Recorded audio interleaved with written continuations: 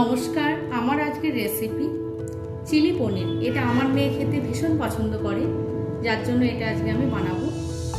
দেখুন, চিলি পনির বানানোর জন্য এখানে নিয়েছি 300 গ্রাম পনির, একটা ক্যাপসিকাম এভাবে কেটে নিয়েছি, আর রয়েছে 3টে পেঁয়াজ। পেঁয়াজগুলো আমি 4 ভাগ করে কেটে খোলাগুলো একটা একটা করে ছাড়িয়ে নিয়েছি। আর রয়েছে 10 কোয়া রসুন কুচি, আদা কুচি 2 কোয়ার মতো, আর রয়েছে কাঁচা লঙ্কা,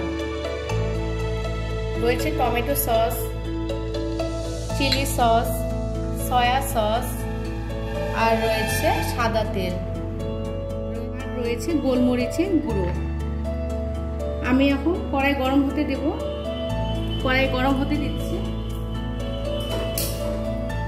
এরপর আমি এই পনিরটা কর্নফ্লাওয়ার দিয়ে 2 চামচ দেব। কর্নফ্লাওয়ার 1 চামচ দিয়েছি, আর 1 চামচ কর্নফ্লাওয়ার দিলাম। এরপরে দেব 1 চামচ মতো গোলমরিচের গুঁড়ো। এবার এটাকে আমি ভালো করে মাখিয়ে নেব, আর সামান্য পরিমাণ লবণ দিয়ে এটা কিন্তু খুব সাবধানে মাখতে হবে, হালকা ভাবে মেখে নেবেন, নাহলে সব ভেঙে যেতে পারে।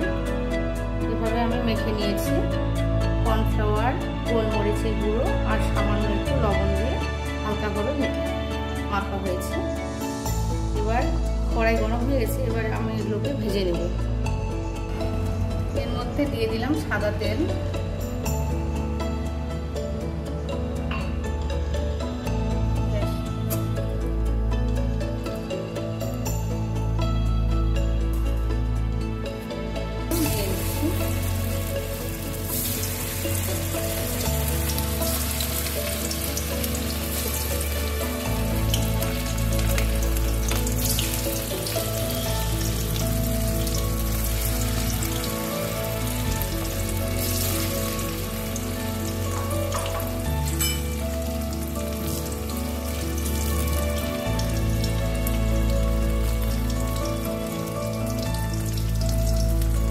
হালকা করে ভেজে নেব।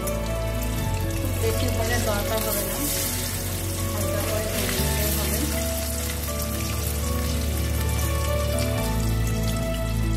পনির ভাজা হয়ে গেছে, পনিরগুলোকে তুলে নিচ্ছি।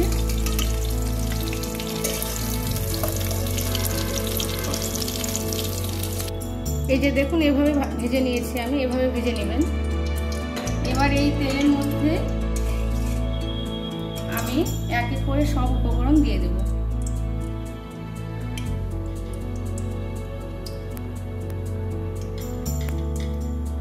দিয়ে দিলাম আদা কুচি, দিয়ে দিলাম রসুন কুচি।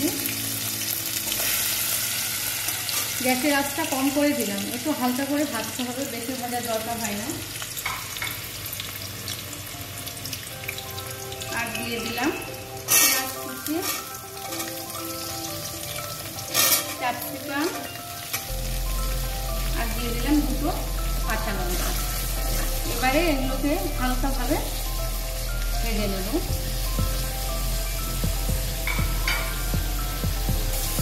আর দিয়ে দেবো সামান্য পরিমাণে লবণ। লবণ খুব একটা দেওয়ার প্রয়োজন হয় না, কারণ এই রান্নাটা অল্পেই করতে হয়।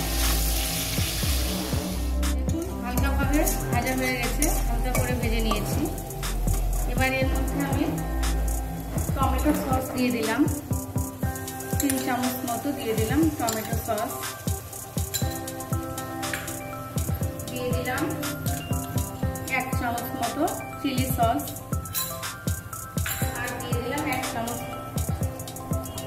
Soya sauce.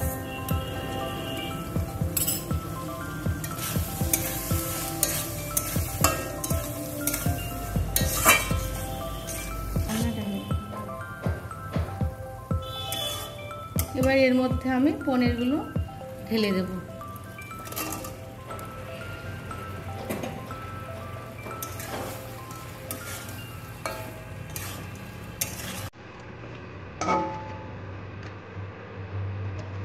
এবার 5 মিনিট মতো হতে দেবো আমি। কম আছে 5 মিনিট রেখে দিব ঢাকনা দিয়ে।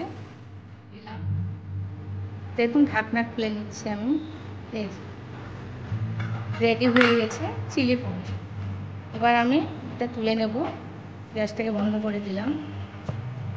গ্রেভি ঘন করার জন্য আপনারা চাইলে 1 চামচ ময়দা জল দিয়ে গুলে দিতে পারেন, তাহলে গ্রেভিটা একটু ঘন হবে।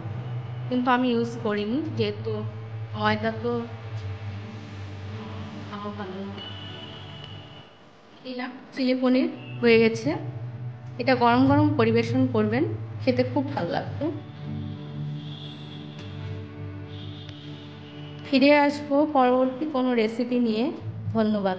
ভালো থাকবেন, সুস্থ থাকবেন।